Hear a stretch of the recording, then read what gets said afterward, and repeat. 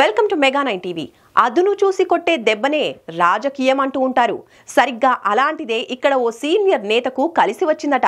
ఇద్దరు ప్రజా ప్రతినిధులు మధ్య వచ్చిన చిచ్చును తనకు అనుకూలంగా మలుచుకుంటున్నాడట. ఉమ్మడి ప్రకాశం జిల్లాలోని చీరాల నియోజకవర్గంలో రాజకీయం రసవత్తరంగా మారుతోందట. మరి ఇంతకీ ఇక్కడ రాజకీయం సెగలు పుట్టించడానికి గల కారణాలేంటో ఇప్పుడు చూద్దాం.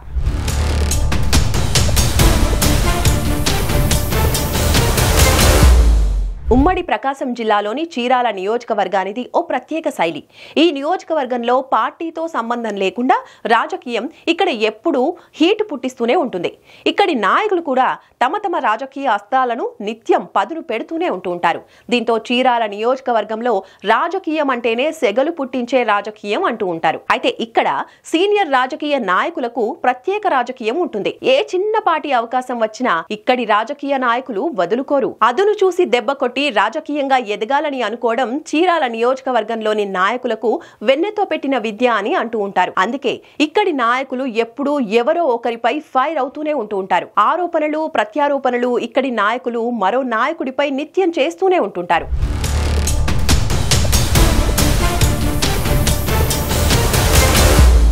చీరాల నియోజకవర్గంలో రాజకీయం హీటు పుట్టిస్తుంది మాత్రం ఓ మాజీ ప్రతినిధి అంటే నమ్ముతారా? మాజీ మంత్రి, సీనియర్ తెలుగుదేశం పార్టీ నాయకుడు పాలేటి రామారావు ఇప్పుడు చీరాల నియోజకవర్గంలో హాట్ టాపిక్ గా మారిపోయారంట. దానికి కారణం ఇప్పుడు ఉన్న ఎమ్మెల్యే, ఎంపీ మధ్య ఉన్న వైరాన్ని పాలేటి రామారావు తనతో పాటు తన వర్గం ఎదగటానికి ఉపయోగించుకుంటున్నారట. పాలేటి రామారావు అనే వ్యక్తి చీరాల రాజకీయాలను వడిసి పట్టుకున్న వ్యక్తి. ఇక్కడి రాజకీయాలను ఆయన ఎప్పుడో అవపోసన పట్టేశారు. అయితే కాలం కలిసి రాక చాలా కాలంగా ఖాళీగా ఉంటున్నారు. ఖాళీగా ఉన్న రాజకీయంగా తన ట్రయల్స్ ను తాను వేస్తూనే ఉన్నాడు. కానీ ప్రజాప్రతినిధిగా మాత్రం అవకాశం దక్కటం లేదు.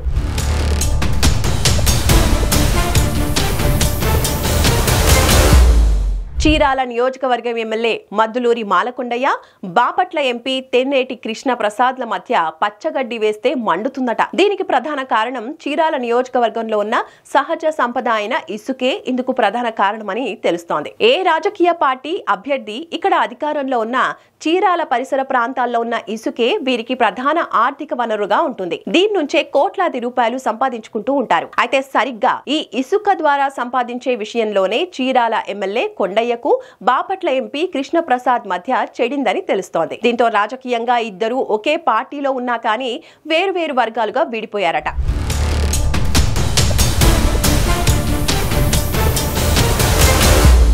స్థానిక ఎమ్మెల్యే కొండయ్య అనుమతి లేకుండా బాపట్ల ఎంపీ కృష్ణ ప్రసాద్ వర్గీయులు చీరాల పరిసర ప్రాంతాల్లో ఇసుకను తరలించేందుకు ప్రయత్నం చేస్తూ ఉంటే చీరాల ఎమ్మెల్యే కొండయ్య ఇసుకను తోడే ప్రొక్లైనర్ ను తగలపెట్టేశారంట. దీంతో ఎంపీ వర్గీయులు ఇదే విషయంపై పోలీస్ స్టేషన్ లో ఫిర్యాదు చేయడం కూడా జరిగిందట. దీంతో ఈ ఇసుక రవాణా అంశం చిలికి చిలికి గాలివానలా మారి ఇద్దరి మధ్య వైరాన్ని పెంచేసింది అంటున్నారు. దీంతో చీరాల ఎమ్మెల్యే బాపట్ల ఎంపీని ప్రభుత్వ కార్యక్రమాలకు కూడా పిలవటం లేదట.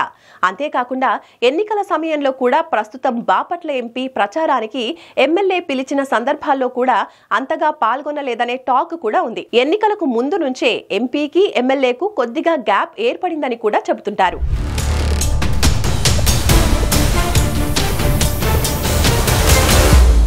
ప్రస్తుతం బాపట్ల ఎంపీ కృష్ణ ప్రసాద్, చీరాల ఎమ్మెల్యే కొండయ్యల మధ్య ఉన్న రాజకీయ గ్యాప్ ను తెలుగుదేశం పార్టీ సీనియర్ నాయకుడు అయిన పాలేటి రామారావు తనకు అనుకూలంగా మార్చుకుంటున్నారట. బాపట్ల ఎంపీ కూడా కొండయ్య వర్గాన్ని కాకుండా పాలేటి వర్గాన్నే దగ్గరకు తీస్తున్నారట. దీంతో చీరాలలో రాజకీయం హీట్ గా మారిందట. ఈ మధ్య కాలంలో తెలుగుదేశం పార్టీ వ్యవస్థాపకుడు నందమూరి తారక రామారావు విగ్రహం స్థానికంగా ఏర్పాటు చేయాలని ఎమ్మెల్యే వర్గం భావించిందట. అందుకు కావాల్సిన అనుమతుల కోసం మున్సిపాలిటీలో దరఖాస్తును కూడా చేసిందట. ఈ క్రమంలోనే చీరాలకు చెందిన మాజీ మంత్రి పాలేటి రామారావు కూడా ఎన్టీఆర్ విగ్రహ ఏర్పాటుకు అనుమతుల కోసం మున్సిపాలిటీలో అప్లై చేశారట. వీటిని మున్సిపల్ కౌన్సిల్ సమావేశంలో చేర్చి ఆమోదించారని తెలుస్తోంది. అయితే ఇద్దరి దరఖాస్తులకు కౌన్సిల్ ఆమోదం లభించింది. దీంతో పాలేటి రామారావు ఈ నెల 3వ తేదీన రాత్రి గడియార స్తంభం సెంటర్ లో ఎన్టీఆర్ విగ్రహ ఏర్పాటుకు భూమి పూజ చేశారు. ఇక్కడ విచిత్రం ఏంటంటే ఈ కార్యక్రమంలో పాల్గొన్న వారంతా వైసీపీకి చెందిన కౌన్సిలర్లే. సిట్టింగ్ ఎమ్మెల్యేతో పాటు స్థానిక టీడీపీ నేతలు ఎవరికి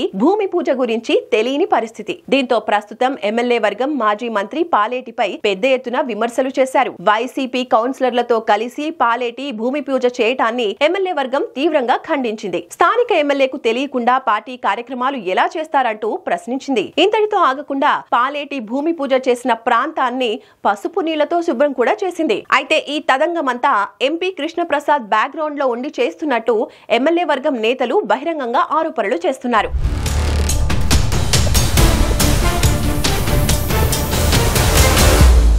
2 దశాబ్దాల క్రితం అంటే 2004లో 2009లో ఎమ్మెల్యేగా గెలిచిన పాలేటి ఎన్టీ రామారావు మంత్రివర్గంలో మంత్రిగా కూడా పనిచేశారు. అయితే తర్వాత క్రమంలో పాలేటి తెలుగుదేశం పార్టీ నుంచి ప్రజారాజ్యం వైపు, అక్కడి నుంచి వైసీపీ వైపు ఇలా పార్టీలు మారుతూ తన అదృష్టాన్ని పరీక్షించుకుంటూ వచ్చారు. కానీ ఎక్కడా వర్కౌట్ కాలేదు. అయితే ఈ 2 దశాబ్దాల నుంచి పాలేటి మాత్రం తనకంటూ ఓ వర్గాన్ని కొద్దో గొప్పో నిలుపుకుంటూ వస్తున్నారు. అయితే ప్రస్తుతం రాజకీయాల్లో ఎంపీని అడ్డం పెట్టుకుని చీరాలలో మరోసారి తన రాజకీయ చతురతను ప్రదర్శించాలని చూస్తున్నారని స్థానికులు అంటున్నారు. అయితే పాలేటి రాజకీయం ఎలా ఉన్నా స్థానిక ఎంపీ ఎమ్మెల్యేలు వర్గాలుగా విడిపోవటం, ప్రోటోకాల్ పాటించకుండా కార్యక్రమాలు నిర్వహించడం చూస్తూ ఉంటే ఈ వర్గ పోరు ఇప్పట్లో ఆగేట్టు కనిపించడం లేదని రాజకీయ విశ్లేషకులు చెబుతున్నారు.